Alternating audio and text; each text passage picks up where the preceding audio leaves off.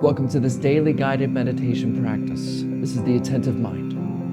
My name is Nathan, and I'll be guiding you through this meditation practice today. Find yourself a seated position. Really, the goal with the position in meditation is to find something both sturdy and comfortable. You don't want to be worried about how your back or your body or your foot feels during the practice because you're sitting on it or sitting in a weird way. You also want to feel a sense of stability because being stable helps us pay attention a little bit better. Because when you kind of feel like you're about to fall off the edge of a building or you're unbalanced, then you can get distracted easier. So sitting in a chair works really well. You can lie down, you can sit in a formal meditation posture. Just find what works for you. We also keep our eyes open during this practice. However, if you have learned to practice with your eyes closed and you feel more comfortable doing so, go ahead and close your eyes. There are no hindrances here. But if your eyes are open, drop your gaze away from the screen and drop it gently down on the floor or the desk or whatever is just below you. We're not staring at a particular spot on the floor, but we're also not zoned out and blurry. We have a gentle gaze directed softly downwards.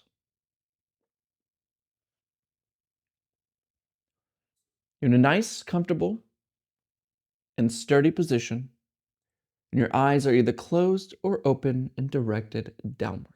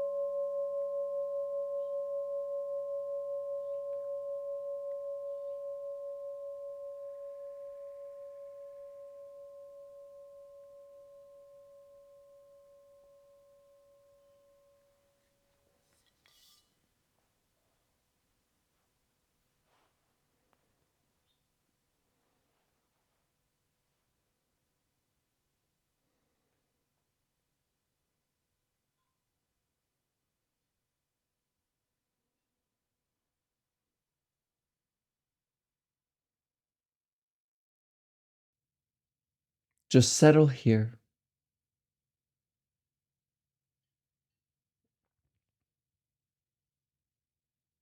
You may be coming from a busy day, a bad day, or a good day. It doesn't matter.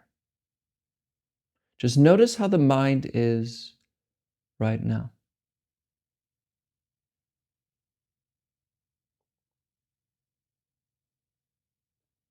Accept it as it is right now.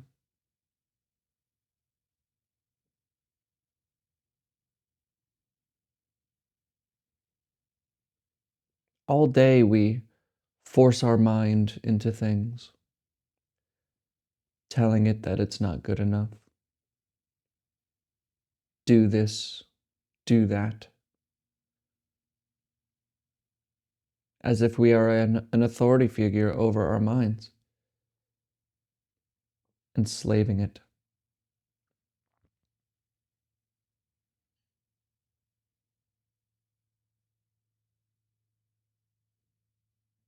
But for this moment,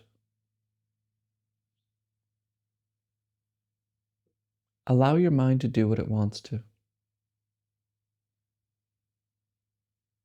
Let it think about whatever it wants to think about.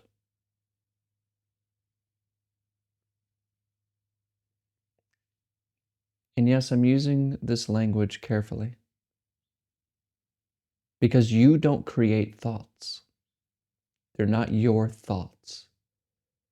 They happen all by themselves. You can see thoughts and perceive them, but you don't create them. So stop trying to control them. Stop trying to control the mind and just let it think about the future, about the past, about its worries, struggles, pleasures, and desires. In other words, be kind and let your mind be.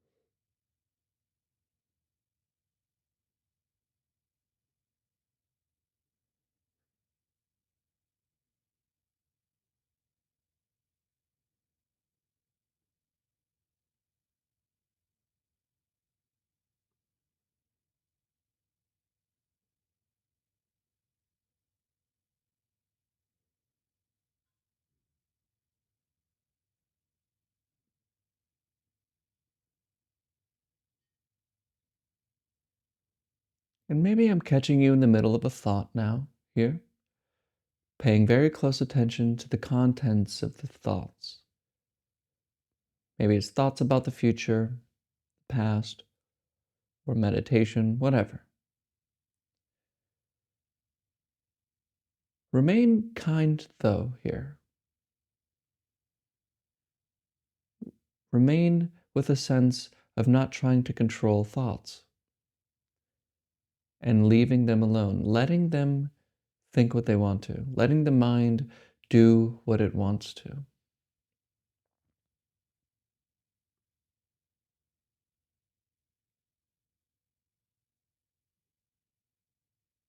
And instead of paying such close attention to what the mind does, bring your attention to the coming and going of the breath. So even though a thought is going on, the breath is also going on. Thinking about the future and breathing happen simultaneously. Usually we choose to pay attention to the thoughts. So instead, bring your attention to the breath. And not in a forceful way, not in a military way, militant way, or drill instructor, forcing, just a kind, gentle appreciation for the breath. And allowing the breath and the sensations of it to kind of consume your awareness. Not for any particular reason, not for any future goal, but listening to the breath and watching it in the same way we listen to the sound of waves on the seashore, just for its own sake. And you'll notice that the mind will come in and try to steal your attention away, but this is just habit.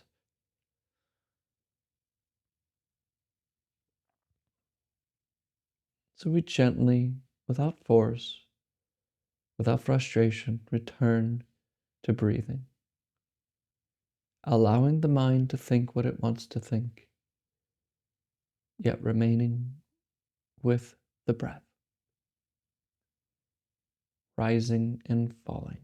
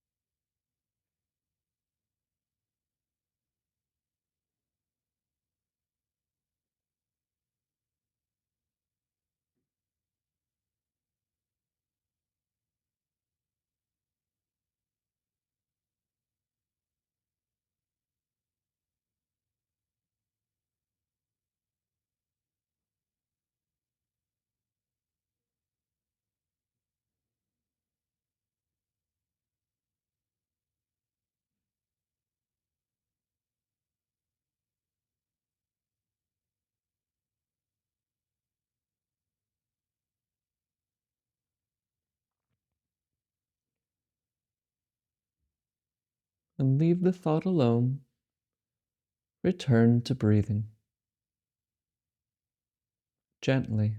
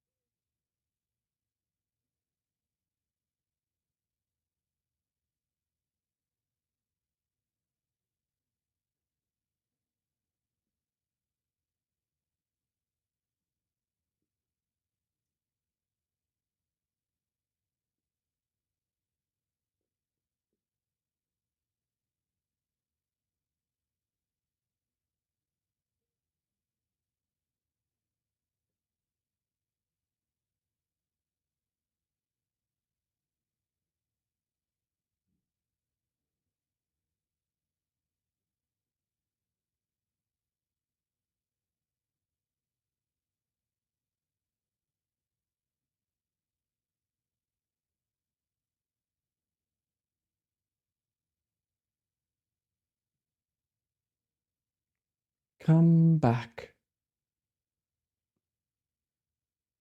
Come back to the breath.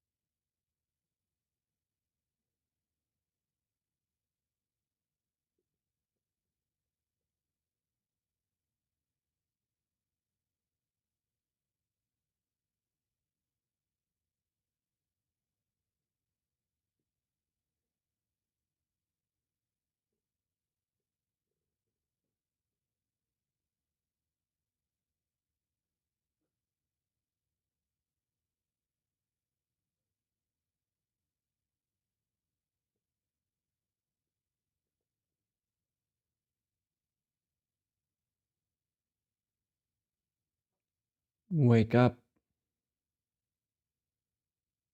Wake up from thinking. Return to the breath gently, rising and falling.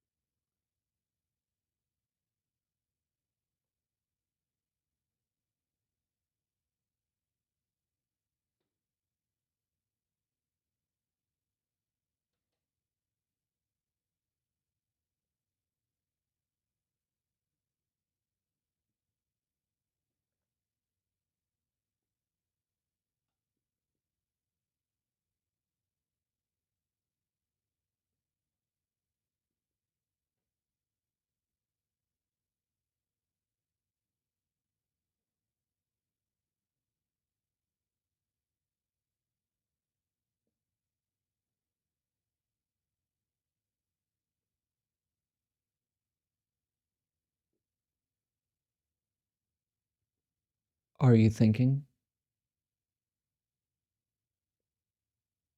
It's okay. Be kind.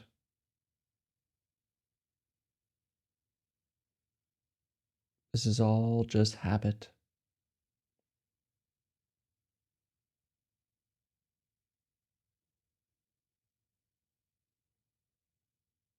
It's no one's fault.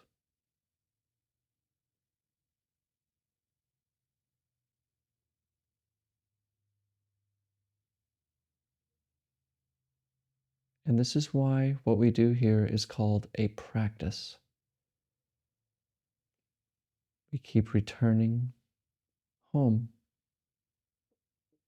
this moment,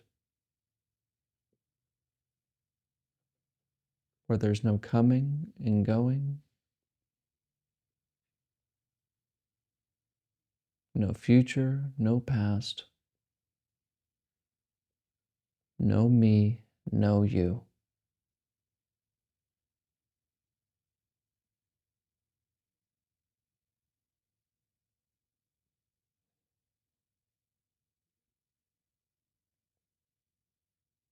So just be kind to yourself, to the one you feel to be. Rather, be kind to this mind of yours.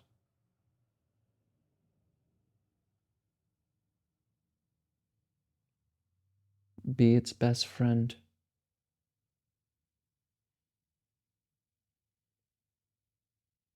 Let it do what it wants.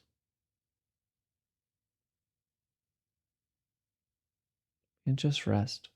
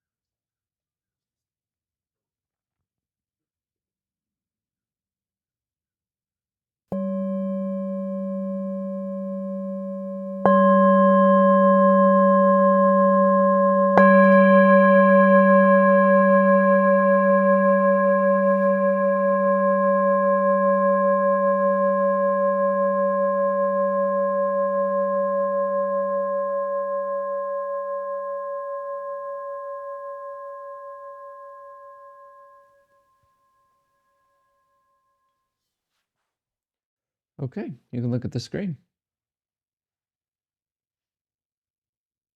I heard this little analogy recently that's useful here. And it's say you want to take out, you call up a friend and you say, "Hey, do you want to hang out?" And this friend's like, "Yeah, let's hang out. That sounds good." But but the friend tells you, "Well, I know you only have from 2 p.m. to 3 p.m. to hang out, but we got to do it at 8 to 9 p.m. Also, we're going to drink, I know you like coffee, but we're going to drink tea because that's kind of like what I'm in, and I don't like people who drink coffee. It's ridiculous. And I know you like cupcakes, but we're going to have danishes at the coffee shop. Oh, and it's going to be my favorite coffee shop, not yours.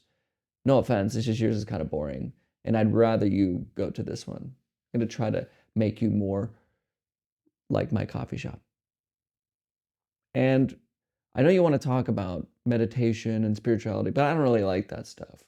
So we're going to talk about politics. Do you want to hang out with that friend? No one does. And we all know people kind of like that. But this is how we treat our own mind, especially when we approach meditation. We tell our mind, okay, mind, you're going to sit here and you're going to pay attention to the breath, and don't you dare get off of it. And the moment you're lost in thought, you're like, get back to the breath. It's like we're drill instructors of our mind. So of course it revolts. And we do this to our minds all day. So you wonder if you have like little pleasures that you are ashamed of. A lot of us do, where you're like, probably shouldn't do that, but I need that chocolate. Probably shouldn't look at that on the internet, but I just can't. It's just the mind revolting. It wants to do what it wants to do because you are too much of a drill instructor to it. You're not kind. Now, I know it sounds silly. It's like, is there two of us? Me in my mind, and then I'm talking to my mind. Don't worry about that right now. The point is, if we're not kind to it and say, You know what, mind? Let's do what you want to do. Think about what you want to think about. The mind will give you a great meditation because it's not being forced on. It's not, it's almost like this little kid that's rebelling. I know this sounds weird. When I say it out loud, it sounds actually a little weird.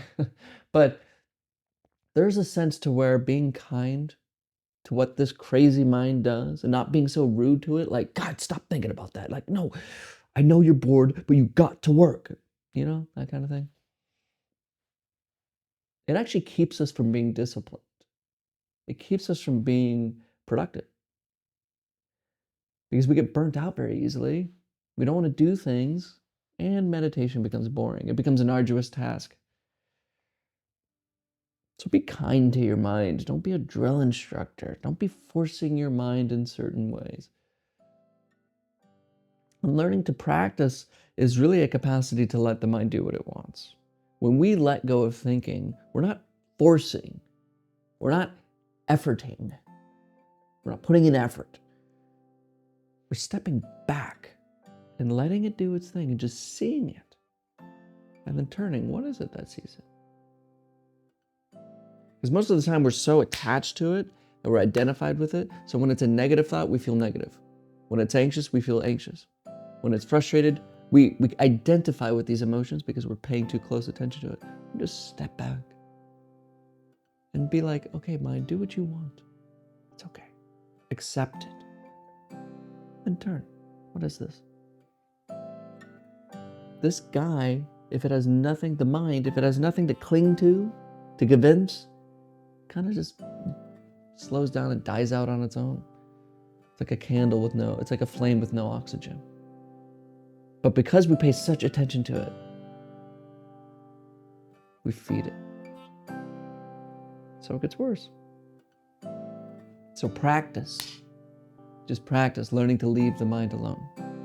Do that over and over and over. Thank you for showing up today. And as always, and without exception, I'll see you tomorrow.